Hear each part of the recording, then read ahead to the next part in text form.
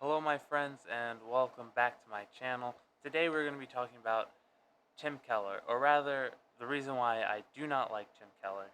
And it's the reason why I don't like Tim Keller is because he argues his points in such a way that you can take whatever you want from it. For example, today we're going to be looking at this video that just came out today, which is the 18th, which is called What Did Paul Mean by I Do Not Permit a Woman to Teach? And I know he's not very clear on this, despite what they have to say in the comments section of the video, because before this video came out, I had people argue with me using Tim Keller as an example about the exact opposite point that he's allegedly making in this video. So, regardless of the the verse in question is First Timothy chapter 2. I think it's verse 12, where I do not permit a woman to teach or have authority over a man. Instead, they should be silent. Um, that's in the Bible. Very clear what that means.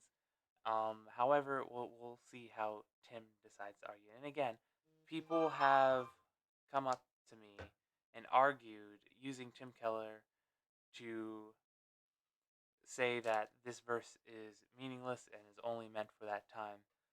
So, without further ado, Well, First Timothy 2 is such a controversial passage, and I'm so glad that I'm here with a New Testament scholar because I'm really I'm just an amateur. So, what is Paul forbidding there, do you think? Well, let me dare make an advertisement, first of all. Okay.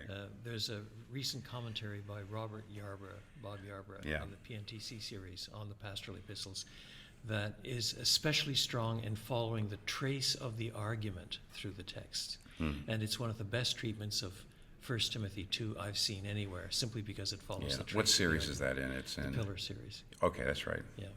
So, by all means, if you want more exegetical detail, that's where I'd look first.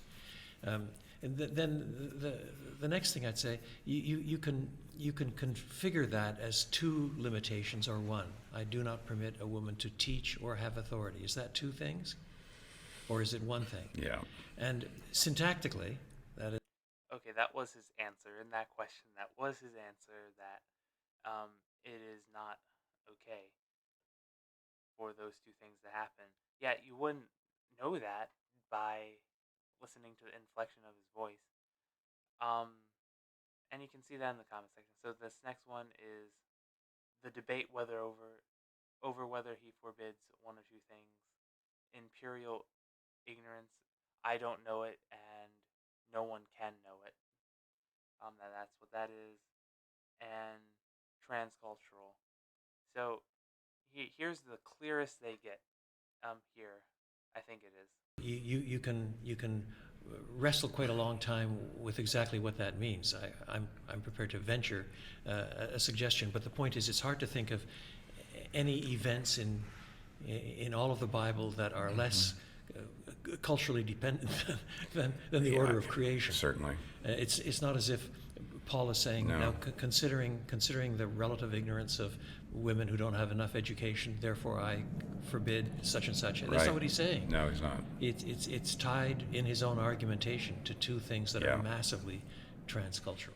Yeah, it almost seems like he may know somebody might question. At least, certainly, it is an inconvenient that he does that for people who really don't like the exhortation. The only thing I say, again, as a practitioner, is if somebody says, how do you know it's a transcultural passage? I say, well, how do you know it's not? Especially when you're talking about a New Testament passage, it seems to me that the burden of proof is on the person who says it's not, and it should be a very high bar. And in light of the way he ties it to the creation and the fall, it's very difficult. So yeah, so it is more clear there than not. However, this is at the very end of the video, see how and most anybody could get video over people do that. not make it And this I've heard far. people try to do it. And you can see that this is the pinned comment right here. You can see me commenting right here. But yeah, so the pinned comment is a lot of people in the comments here are already saying that Keller and Carson didn't answer the question. In case you didn't catch it, they both conclude that having authority means taking a leadership role through preaching, that this command is not exclusive to the time or place because it is linked to creation, which it is in Genesis 3, um, verse 16 through 19. Somewhere in there, it talks about how um, your desire shall be for your husband, you shall rule over them. And on top of that, men were created first and women second. And, if you believe in the Bible, you believe these things. If you don't, then you don't. But, so it's following that order of the chain of command, something like that. So,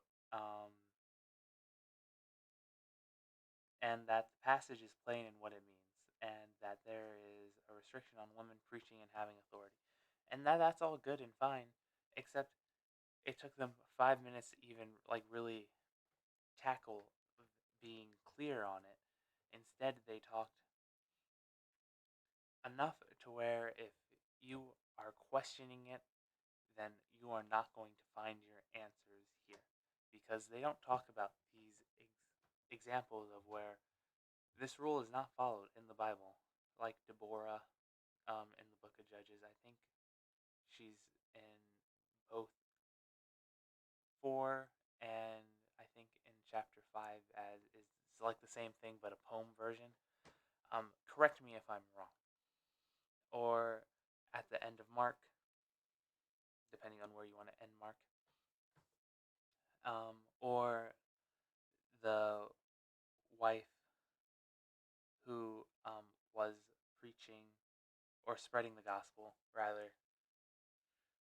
So yeah, you need to tackle those issues. If you're going to talk like this, you're going to have to talk about these other things. But yeah, the Bible's been very clear on this.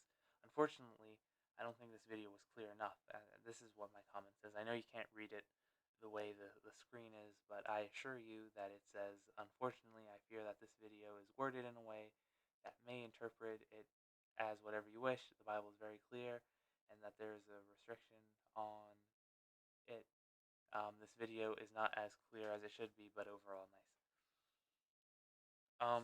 But Tim Keller is like this with everything, like including abortion and easing people's mind for voting for abortion or people who support abortion. It is what it is. You can't fix the world, although you can try. I highly doubt that you would be successful in any way, but good on you.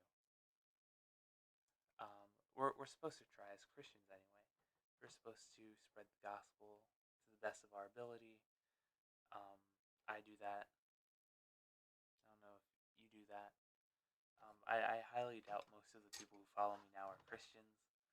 I'd give probably 75 people are Christians, and the rest of you are not. And I think it's going. The more I do news, I think it is going to switch. So I'm going to try to keep it as Christian as possible. But of course, I also have Life with Christ Ministries as a YouTube channel, which deals with my ministry. But yeah, have a wonderful day and God bless you.